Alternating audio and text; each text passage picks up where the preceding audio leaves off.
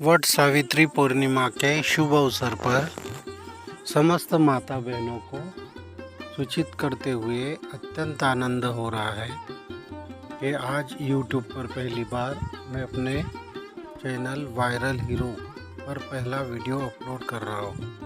आप सभी से निवेदन है, कृपया मेरे चैनल को लाइक करें, सब्सक्राइब करें और शेयर करें। वट सावित्री पूर्णिमा उत्सव क्यों मनाया जाता है, यह कब से शुरू हुआ और इसकी पूजा कैसे की जाती है, यह जानने से पहले हमें सावित्री के बारे में जानना होगा। सावित्री कौन थी और उसने ऐसा क्या किया था जिसके कारण उसके नाम पर यह उत्सव मनाया जाता है।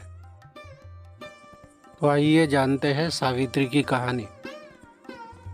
महाभारत पर्व के दौरान जब राजा युधिष्ठिर मार्कंडेय ऋषि से मिलते हैं और उनसे पूछते हैं कि इस पृथ्वी तल पर द्रौपदी के समान क्या कोई पतिव्रता स्त्री मौजूद है, तब मार्कंडेय जी सती सावित्री के बारे में राजा युधिष्ठिर को सावित्री की कहानी सुनाते हैं। सावित्री एक प्रसिद्ध तत्ववेता राज ऋषि अश्वपति की एकमात्र कन्या थी। वह काफ़ी सुंदर, गुणवान और चरित्रवान थी। सावित्री जब विवाह के योग्य हुई तो उसने अपने लिए वर की तलाश शुरू की और उसने अपने लिए निर्वासित और वनवासी राजा धूम्रसेन के पुत्र सत्यवान को पति के रूप में चुन लिया। और सावित्री अपने पति सत्यवान और अंधे सास ससुर के साथ वन में आनंद से रहने लगी। सावित्री बहुत ही आनंद से अपने संसार में आनंदित थी, खुशहाल थी। वह चरित्रवान और सहगुणी थी। अपने पति सत्यवान और सास ससुर की खूब सेवा करती थी। सत्यवान अग्निहोत्र के लिए लकड़ियाँ लेने वन में जाया करते थे और पूजा अर्चना करके अपना जीवन व्यापन निर्वाह करते थे। एक दिन नारद जी भ्रमण करते हुए उस नगर में पहुँचे और वह सावित्री की सास ससुर की सेवा करते हुए देखते हुए सावित्री के पास पहुँचे। सावित्री ने उनका आदर सत्कार किया। उसके आतिथ्य से नारद जी प्रसन्न हुए और उन्होंने सत्यवान के जीवन के बारे में देखा।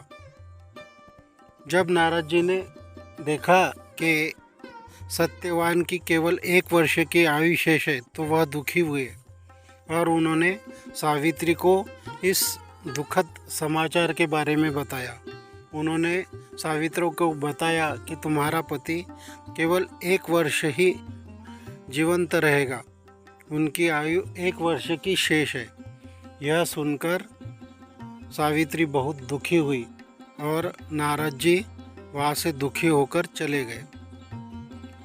इतना बड़ा दुख कैसे सहन करे, फिर भी सावित्री रोज अपने पति की सेवा करती, अपने सास ससुर की सेवा करती और पूर्ण निष्ठा से पूर्ण समय उन पर ही खर्च करती थी। ऐसा करते करते वह दुखद दिन आ ही गया और सावित्री को पता चल गया कि आज उसके पति का आखिरी दिन है।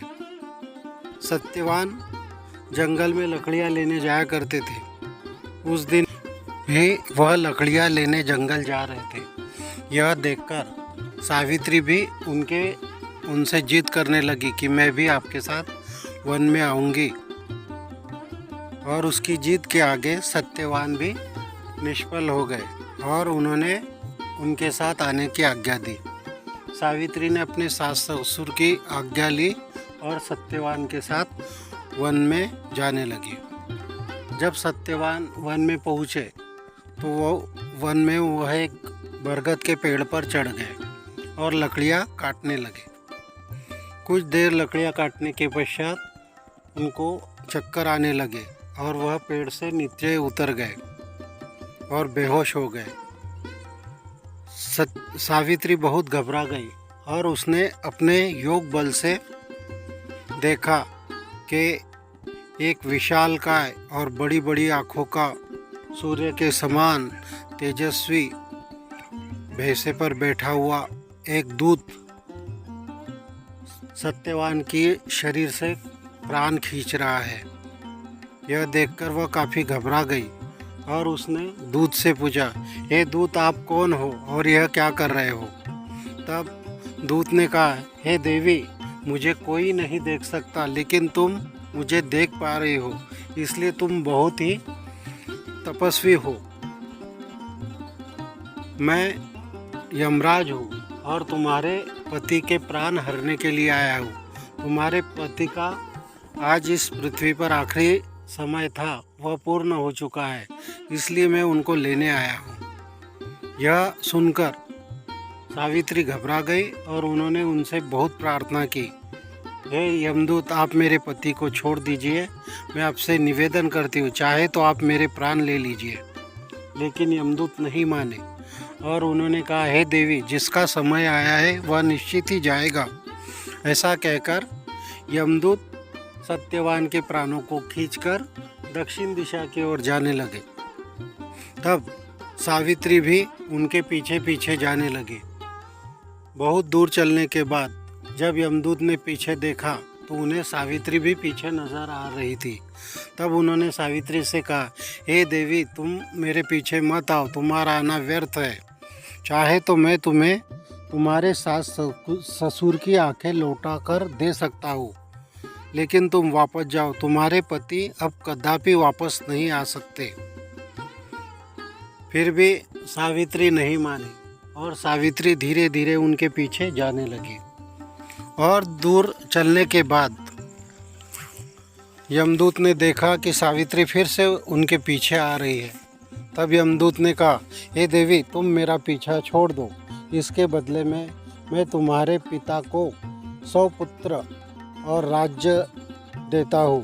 तुम यह राज्य लेकर अपने के पिता के साथ चली जाओ। लेकिन सावित्री फिर भी नहीं मानी।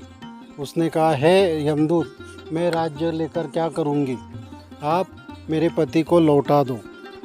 लेकिन यमदूत नहीं माने और वह सत्यवान को लेकर जा रहे थे।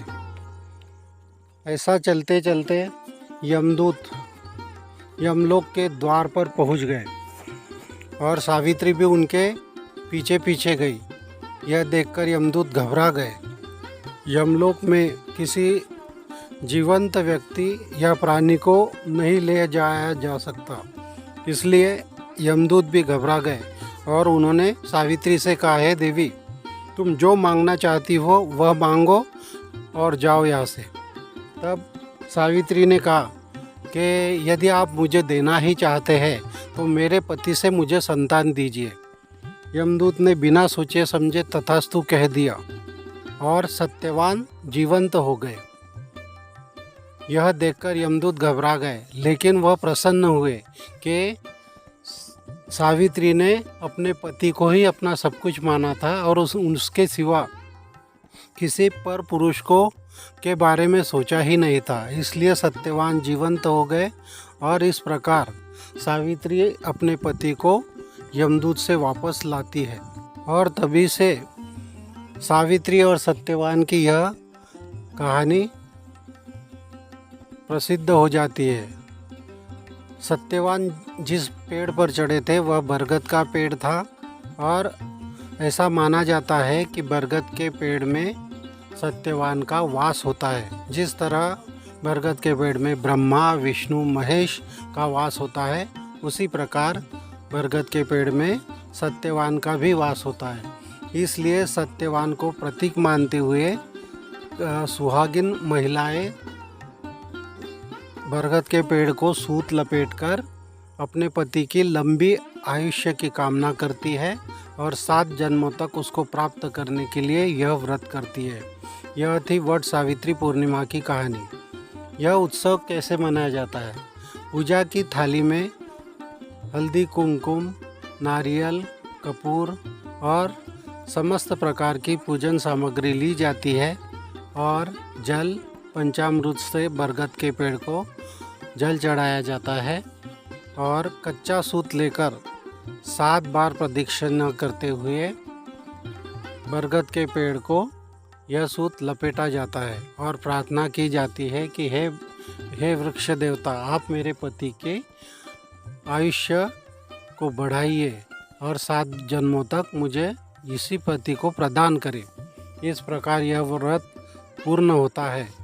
सुहागिन महिलाएं सज संवर कर यह व्रत करती है और घर आकर मिठाई से यह व्रत को उपवास करके छोड़ती है। अब इस दिन महिलाएं अपने पति की पूजा करती है, सास ससुर की पूजा करती है और यह व्रत मनाती है। उसी दिन से यह वट सावित्री का उत्सव मनाया जाता है। जेठ महीना की पूर्णिमा को यह उत्सव मनाया जाता है। तो इस प्रकार यह वट सावित्री का उत्सव समस्त महिलाएं मनाती है। यदि आप सभी को यह जानकारी अच्छी लगी हो तो कृपया मेरे वीडियो को लाइक करें, सब्सक्राइब करें और शेयर करें। मैं आशा करता हूँ मेरे द्वारा दी गई जानकारी आपको अच्छी लगी होंगी। इसलिए कृपया आप मेरे चैनल को लाइक करें, सब्सक्राइब करें और शेयर करें। यदि आपको अच्छा लगा हो तो कृपया एक प्यारा सा कमेंट करें। राधे राधे।